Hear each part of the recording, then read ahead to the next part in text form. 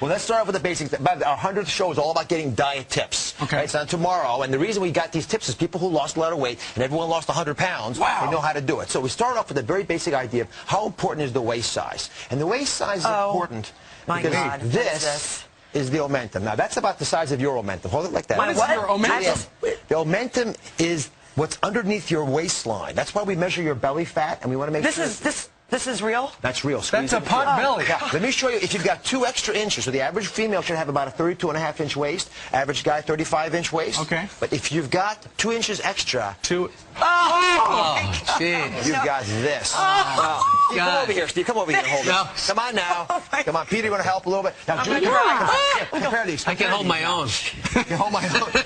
So just, I want to be very visual. Normal waist size, 2 inches extra. And if you're 4 inches extra, 6 inches, you just double this, quadruple this. Oh, my goodness. Where do you get something like this? Now, take it out of... These come from cadavers. Oh, my God. And the reason that we feel so passionately about explaining this to people, I'm going to put this over here, is that I don't want you to take your gloves off. Okay. I don't want folks walking around thinking, hey, belly fat's just this little thing that if I could deal with it, it'd be fine. So I want everyone to take a measure. Okay. Right? No, Put it around your waist. No. Yes, We're yes, not yes. doing that. No. And I take the 5th. I'm not doing that. Your waist Look at Dr. Eyes. He's got a 20-inch waist. No, for God's sake. A 33.5-inch waist. Oh, nice, now, here's the deal. Steve. You want your height to be twice your waist and no more. So if you're, how tall are you? 6. I used to be 6'1", but I'm shrinking. 6 feet. Let's say 6 feet. 6 times 12, 72 inches. Half of that's 36 inches. So your waist size has to be lower than that. So I'm at 33. I'm 300. Exactly. Now, I was in Dallas at the All-Star Games. I was doing some television on FAA, and they call it the Dunlap. And I said, what does that mean?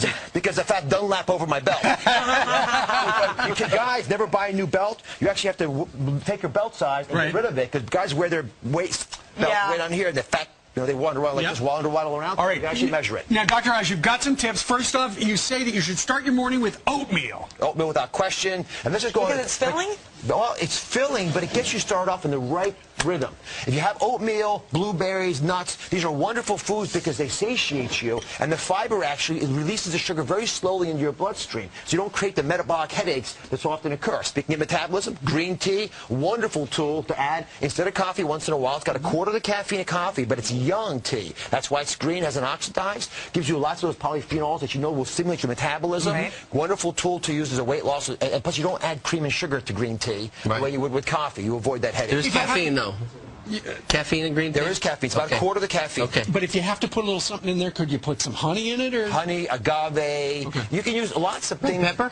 Peppers, I love. I burned this all over my pizza last night. This is one of the big secrets, I tell you. Capsaicin found in red peppers, it actually reduces your appetite at the next meal. So if you have a spicy breakfast, but add these to your eggs, for example, in the morning, then for lunch you actually on average eat less.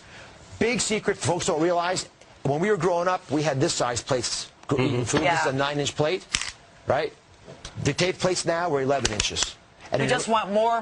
We've supersized our the thing is, this is almost twice as much food as this. And one final thing, the brain has 4 satiety centers. They are satiety centers and desires for water, for food, for sex, and for sleep. He's looking at the sex comments. I was thinking about the sleep. So if you don't have enough of one of the other ones, you're going to crave more food. You don't get enough sleep, for example, which you often don't do on the show. That's right. You're going to crave carbohydrates. And by the way, being intimate with the people you love is a great way of skipping a meal.